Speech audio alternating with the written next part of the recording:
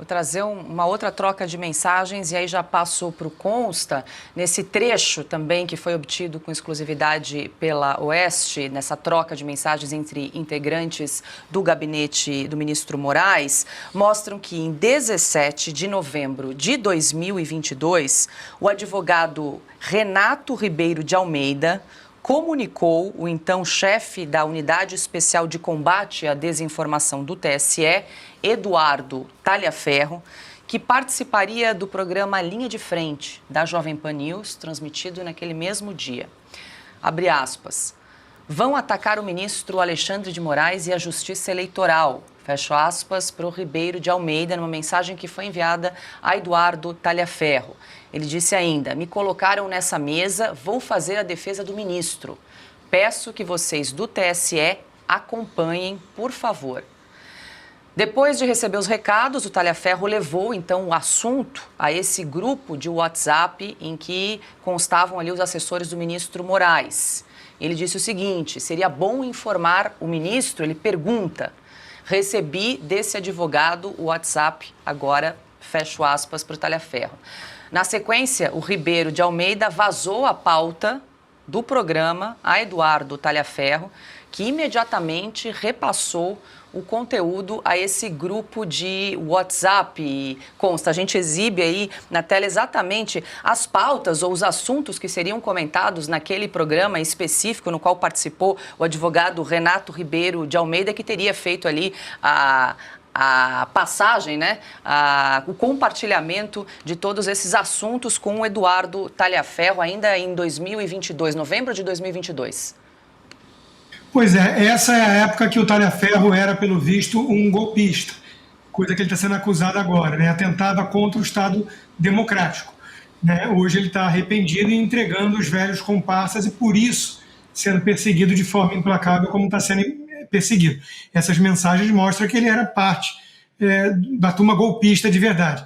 Eu concordo com a Ana que não dá para ignorar o sadismo das trocas de mensagens, tudo que a gente está vendo ali como perseguição que eles fizeram a vários nomes da direita. Mas vamos lá, né? Vamos colocar o chapéu de advogado do diabo, acho que literalmente até, e falar o seguinte, nem todo petista recebe para isso, né? Não existe mais petista grátis. Vamos admitir que exista, né? É um perigo, e é importante aceitar essa premissa para mostrar que também isso é perigoso. É um perigo pessoas imbuídas de uma visão salvacionista, né, de que estão ali fazendo o que estão fazendo para preservar a democracia. E isso na história, quem estudou um pouquinho, isso na história mostrou-se às vezes até mais perigoso do que o cínico, do que o sádico, propriamente dito, que sabe o que está fazendo. Porque às vezes o sujeito cínico, que é só o poder e tudo, ele encontra um limite, ele já conseguiu o que queria, ele encontra um limite. Agora, aquele que jura que está salvando a democracia contra ameaças terríveis, fantasmas que ele enxerga para todo canto, esse sujeito não vai descansar jamais. Ele é o fascista do bem, é o sujeito imbuído ali da visão, né, de que ele incorpora a democracia, o povo brasileiro. Veja as mensagens. Né, o povo, viva o povo brasileiro. Essa gente defende o povo aonde? Sai nas ruas, é reconhecido pelo povo, que nem o Bolsonaro, né? Que povo é esse, meu Deus? Não tem povo com eles. Agora, tem o Alexandre de Moraes como chefe, aplaudindo, né, e dando ordens e cobrando, né, produtividade, que é mais gente censurada, mais gente perseguida, mais gente incluída em inquérito, mais gente sem rede social, sem passaporte, eventualmente. Esse era o critério de produtividade dessa equipe nefasta, né? E eu não tiro a possibilidade de alguns ali acharem que estão atuando para o bem. Mas veja o perigo, né? Quando junta a vontade com a fome, a vontade de comer com a fome, às vezes é mais perigoso ainda, porque o sujeito não tem descanso.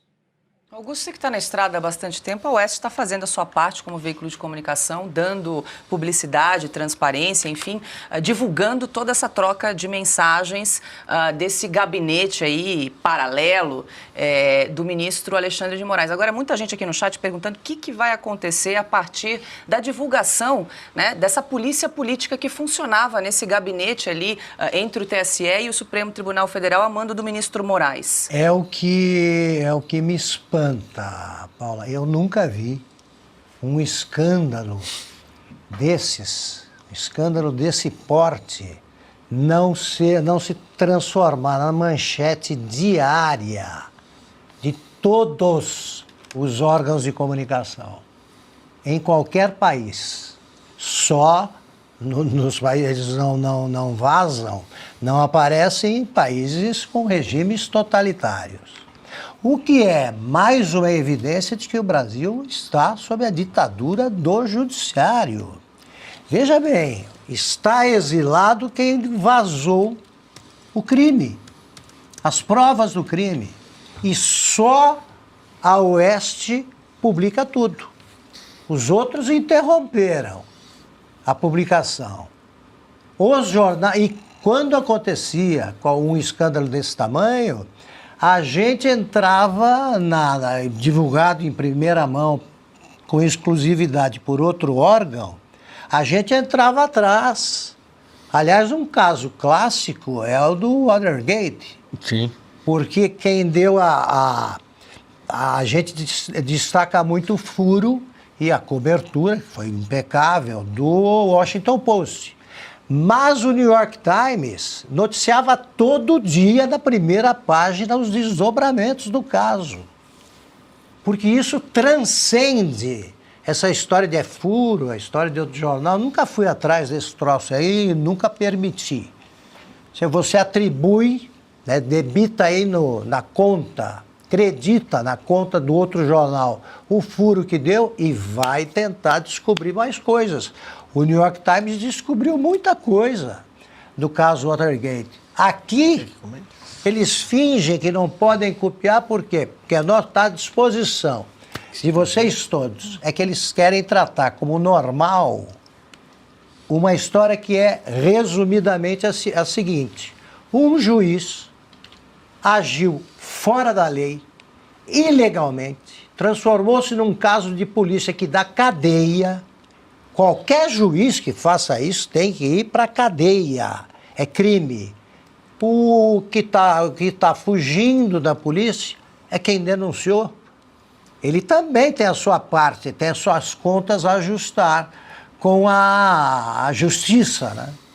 Mas o Alexandre de Moraes é o primeiro da fila. E não, ele continua perseguindo, quer a extradição do cara que denunciou. O bandido foi o único que acordou, digamos assim. Se ele continuasse na quadrilha, ele estaria aqui no Brasil numa boa, que tal? É um país pelo avesso ou não é? O problema do Brasil é o Supremo. E que fica aí esse pessoal trocando mensagens, parabéns pela defesa da democracia. Quer dizer, é uma quadrilha que tem um tipo de cinismo que eu nunca vi alguma coisa parecida.